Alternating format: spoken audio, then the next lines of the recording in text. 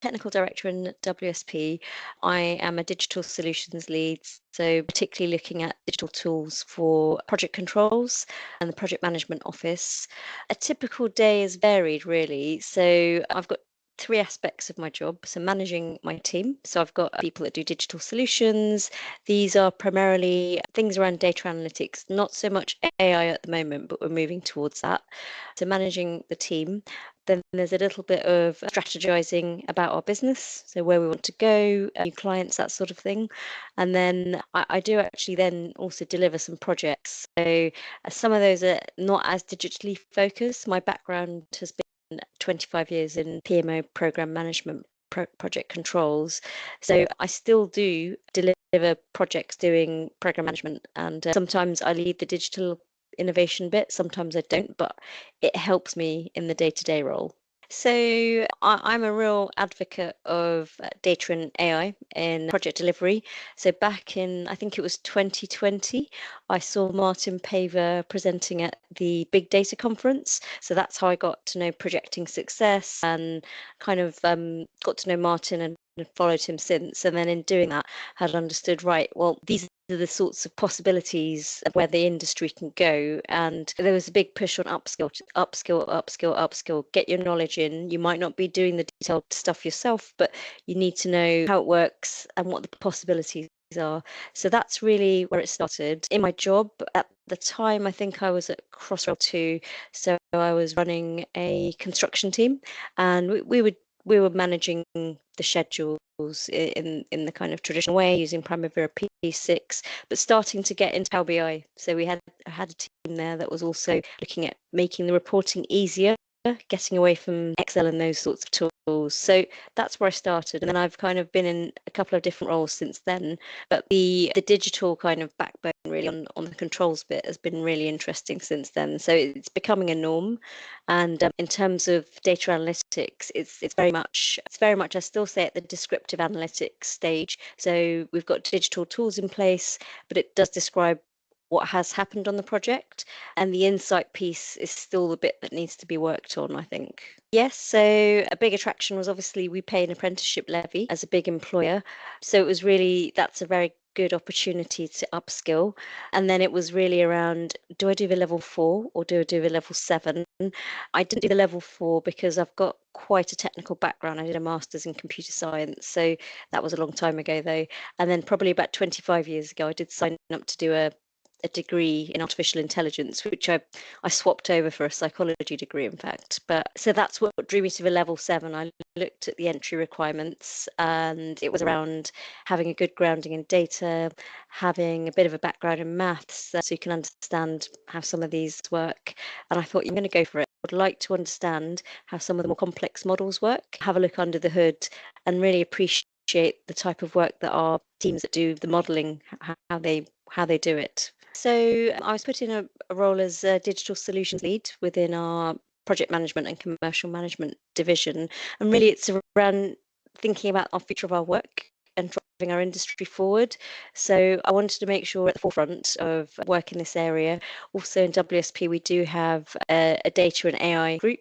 So I wanted to see how we could collaborate and connect with that group and to understand the possibilities really. So if I could understand what I needed to do from a data point of view and an AI model point of view, I can then work closer with our AI team to bring those things to life. It's not easy, really. It's not easy. So the main key thing is to have the support of your employer. So obviously it's an apprenticeship, so part of that is, I can't remember if it's 20% of your time during the week needs to be allocated towards study. So it does need to be ring-fenced. The way it works on this course is it's an every other week online session. We work throughout the day a topic and worked examples, and then there'll be an assignment which we'll then do in the next week. And I do have to be a bit flexible. Sometimes there is work pressure, so I need to pay attention to that. But it's generally been okay to try and catch up as well if there's been anything else that comes in the way. Of course. And has there been a specific sort of turning point or a light bulb moment you use? Yes, very much. So sometimes when I started the course, I was thinking, right, we're going to get right into the detail of coding and natural language processing algorithms. But actually, one of the key foundational steps, and it doesn't actually matter if you're doing AI.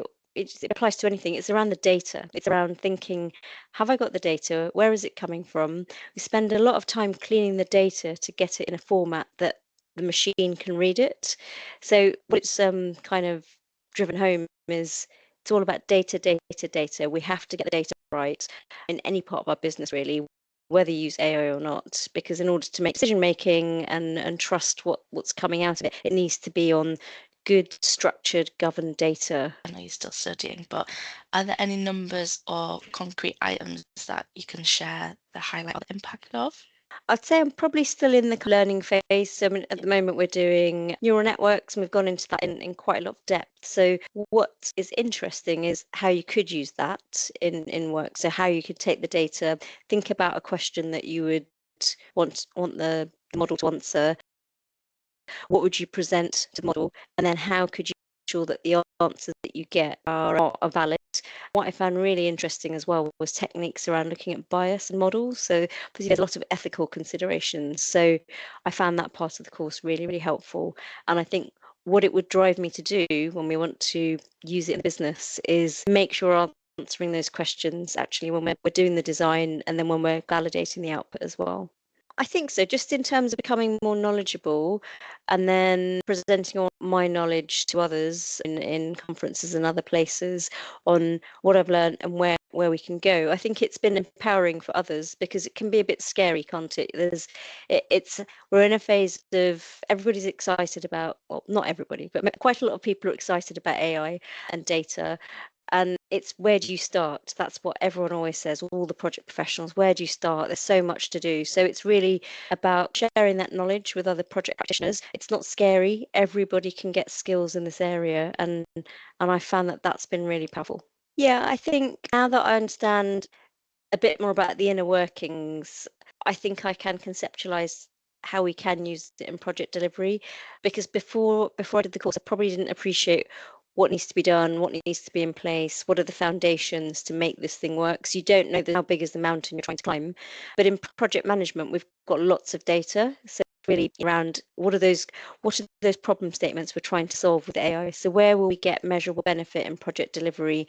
So how can we make sure that we have developed a project scope very well, for example? How can we make sure that our business case has been developed, and can we point to good historic information to make sure that that's a robust business case, for example? Or in project delivery, how can we take the progress measurements or look at other projects, understand what's going on, and possibly get the A model to help us figure out how to deliver better on the job in the moment, rather than I think at the moment there's a lot of analysis, then you have to go away and do something, and there's a bit of a delay before you can suggest an improvement on a project in the delivery phase. So I think it's more about we'll be able to develop tools that will help project managers in the moment to make a decision that they really trust. I say absolutely do it. Don't be afraid. You can look at this and go, oh, that will be too hard. There is some level of maths knowledge, but it is basic because the code and the computer does it all for you. If you do know it in detail, then that's brilliant. But don't be put off by all of that unless people have come to the course with no background knowledge in coding. We use Python primarily. It's very, very intuitive in terms of a coding language. So I've done other languages before, and it's much easier, I'd say. Yeah, thank you. So I want to take some of the learnings back to my team and then make sure as an organisation we're upskilling. So there's obviously the data literacy bit. There's more frequently now the AI literacy piece. So making sure that everyone is comfortable with what that means. And then it doesn't mean that everyone has to do a level 7 to get into the nuts and bolts, but it's really around that education. And then those that want to go deeper, they should definitely consider the level 7. And I think the apprenticeship levy route is a brilliant way to access that upskilling opportunity.